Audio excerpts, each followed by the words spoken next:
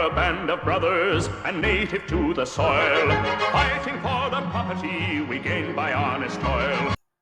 Après s'être intéressé à la situation des États-Unis en général, que ce soit du point de vue interne ou du point de vue mondial avec sa diplomatie, intéressons-nous aujourd'hui à une question qui est, pourrait-on dire, inséparable de la guerre de sécession, celle de l'esclavage, qui ne constitue, comme nous l'avions vu, pas tellement un des motifs principaux, mais bel et bien un engrenage qui va mener le nord des États-Unis à la guerre civile.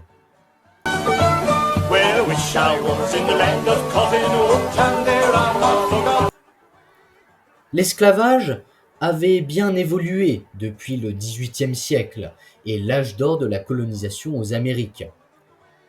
En 1860, déjà, la traite négrière a été abolie depuis 1833, et les rares contrebandiers s'essayant encore à la pratique étaient poursuivis par les navys du monde entier afin de limiter leur rapport en esclaves, notamment au sud des États-Unis et dans d'autres pays pratiquant encore l'esclavage, afin d'à terme l'abolir dans le monde entier.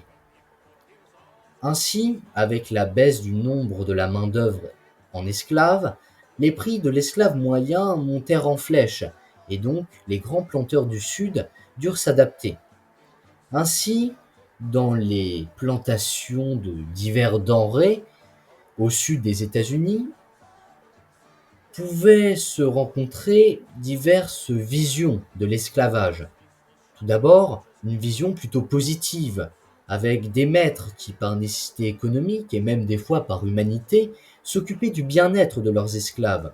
Jours fériés, distribution de friandises, jours de fête avec les naissances ou les épousailles entre esclaves, même si le mariage entre esclaves n'était pas reconnu dans les États du Sud esclavagistes.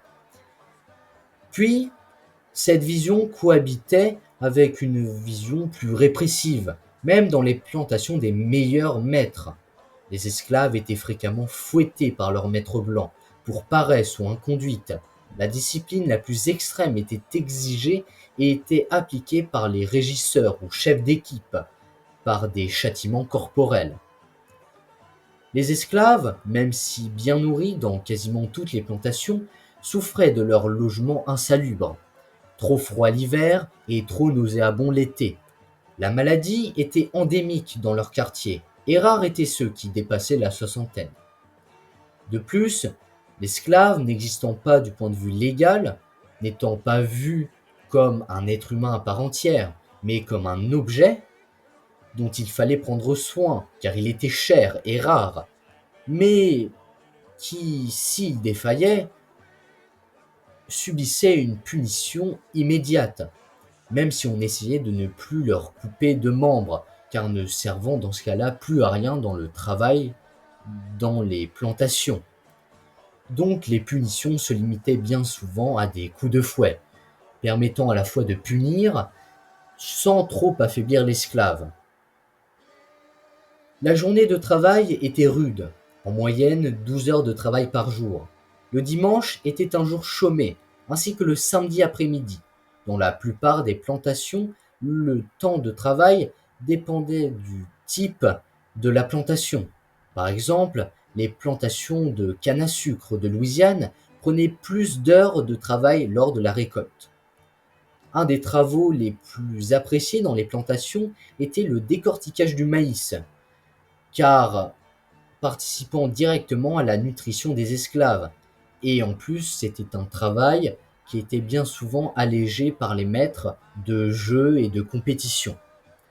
Tous ces travaux étaient accompagnés de coups de fouet constants qui faisaient partie du quotidien de l'esclave, même ceux de la maisonnée.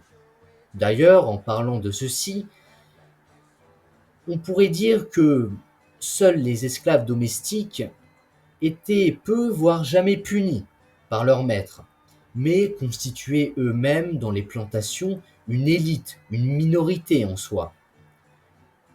Les esclaves avaient également peu de temps libre, mais le dimanche restaient chômés, car le Sud, très chrétien, partageait cette religion avec ses esclaves, et à vrai dire, peu d'entre eux maintenaient des cultes animistes issus de leur région originaire d'Afrique, car également commençaient à se créer dans les plantations du Sud de véritables dynasties d'esclaves, qui n'étaient pas nés en Afrique, et ne connaissaient ni les coutumes, ni les religions de leur lieu d'origine, mais s'assimilaient pleinement aux États-Unis et à la religion du Sud. En bref, l'esclavage était une institution qui avait évolué depuis les années par nécessité économique et également par volonté plus humaniste pour certains maîtres.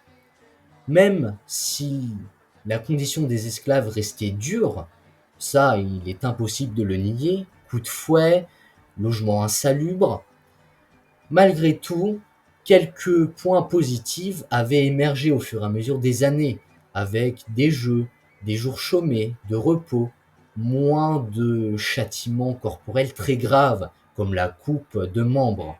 Bref, l'esclavage avait évolué, et plutôt dans le bon sens, avec des maîtres de plus en plus humanistes, même si c'est un peu paradoxal de dire ça pour des esclavagistes.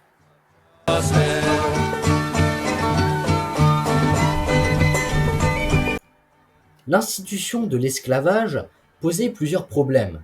Tout d'abord, un problème économique aux États-Unis. L'esclavage était nécessaire pour le Sud et son abolition nécessaire pour le Nord. Au Sud, cette institution maintenait et représentait la prospérité, basée sur l'agriculture et la vente de produits rares. Le prix des denrées et leur qualité défiaient toute concurrence dans le monde et faisaient le prestige du Sud. De leur côté, les industriels du Nord, comme nous l'avions vu, voulaient assujettir tout d'abord la production de coton, notamment pour défier les Européens, avec des ristournes de prix entre compatriotes américains, et ne voulaient pas tellement abolir l'esclavage, ou alors, dans le meilleur des cas, de manière progressive, mais en tout cas se servaient de cette menace pour obliger le Sud à obéir à leurs exigences. De plus, ils pensaient que l'afflux de Noirs libérés serait bénéfique pour leur main-d'œuvre dans les usines, avec des gens heureux de travailler pour leurs libérateurs, et donc plus dociles, à contrario des Irlandais ou des ouvriers américains directement. Bref, le Sud voyait cette institution comme un mal nécessaire pour son prestige et pour sa prospérité. Et le Nord voyait cette institution comme un danger pour la protection de leurs intérêts économiques et surtout pour leur tentative de concurrence face aux États européens.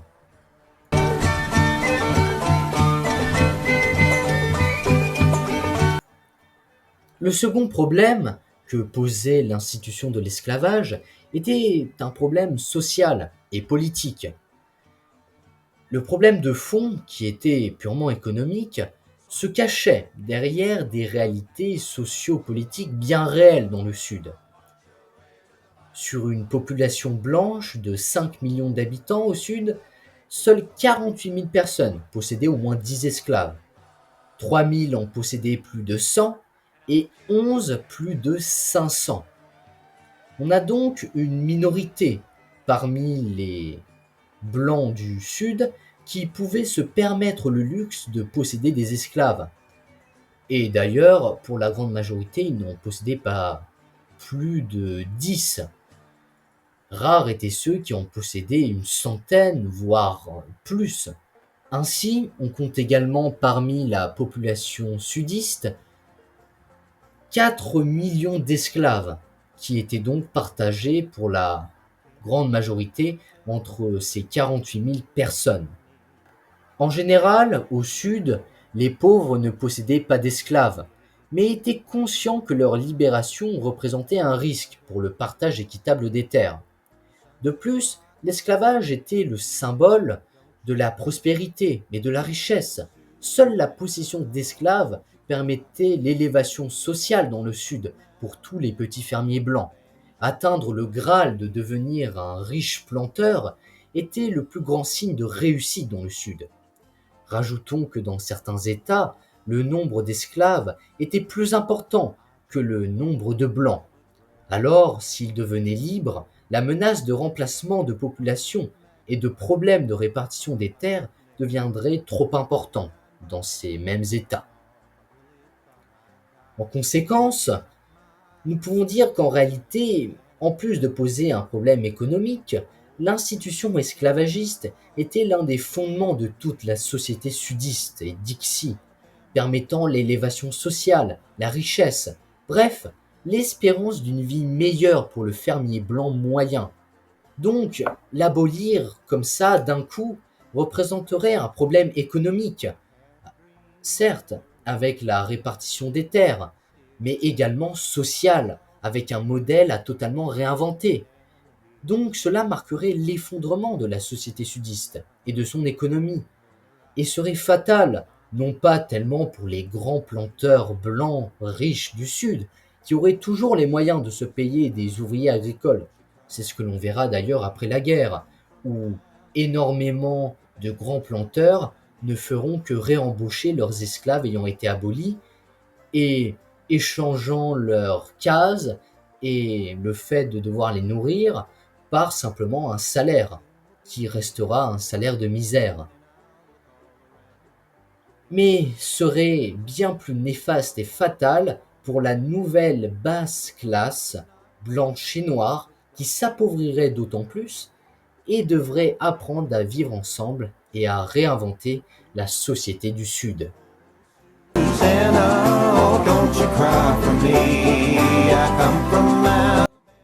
Mais est-ce que le Nord était si innocent que cela?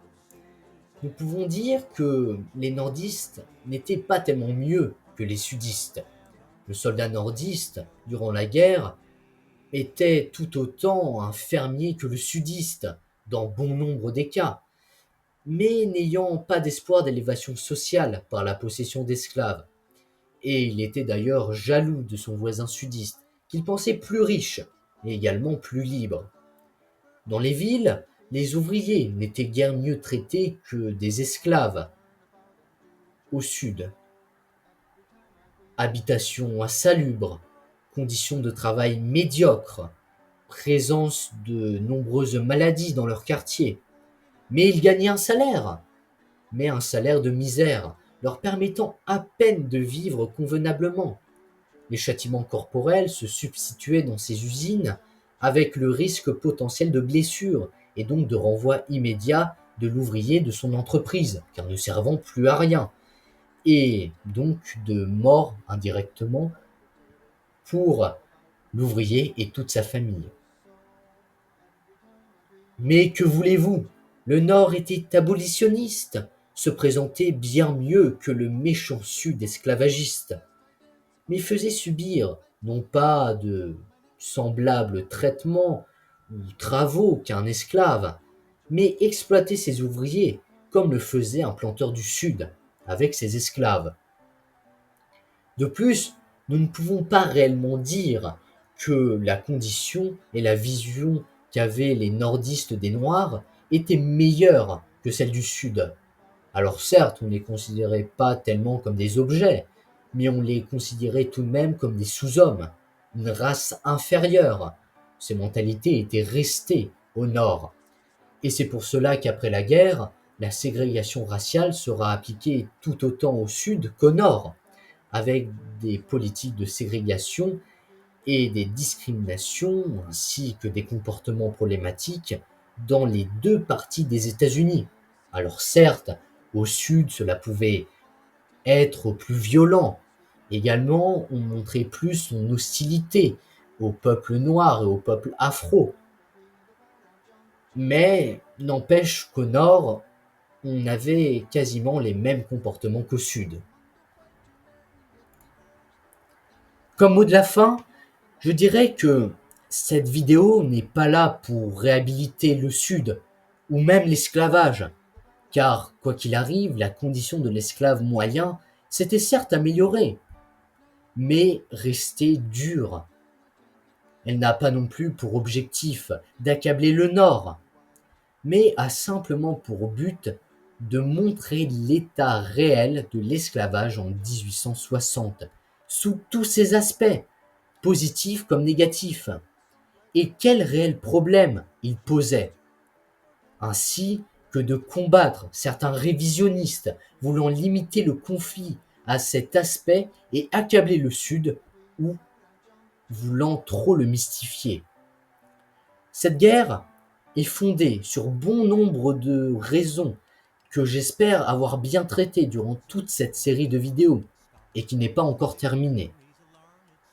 Et qui, comme nous l'avions vu, ne se résume pas uniquement à la question de l'esclavage en termes moraux, ni même à un altruisme ou à un humanisme, mais à un fossé s'étant créé au fur et à mesure des années entre le Nord et le Sud, et dont l'esclavage est l'un des engrenages, en effet, mais bien plus pour des raisons économiques, sociales et politiques. Et aujourd'hui, surtout aux États-Unis, on en vient bien trop à utiliser cette guerre pour des sujets modernes, alors que ces problématiques appartiennent à son époque et ne correspondent plus au monde actuel.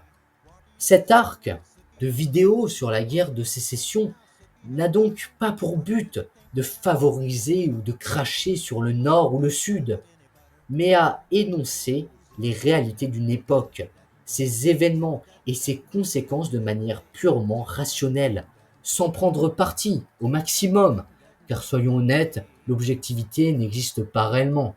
Moi-même, des fois, je suis assez subjectif. Tout ceci pour la beauté de l'histoire, et surtout pour comprendre ce si passionnant épisode de l'histoire, et pour en tirer les conséquences.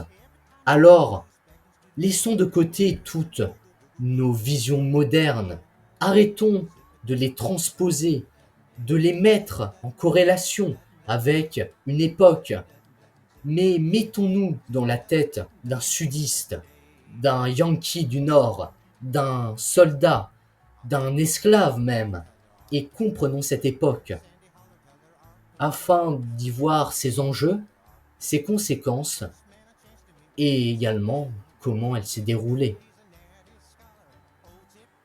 He's a natty scholar, old Zip Coon, he's a natty scholar. He plays upon the banjo, Cooney in the holler. Oh, oh, zip-a-dutton-dutton-dutton, zip-a-dutton-day. Zip-a-dutton-dutton-dutton-dutton-dutton-day. Zip-a-dutton-dutton-dutton, zip-a-dutton-day. Zip-a-dutton-dutton-dutton, zip-a-dutton-day.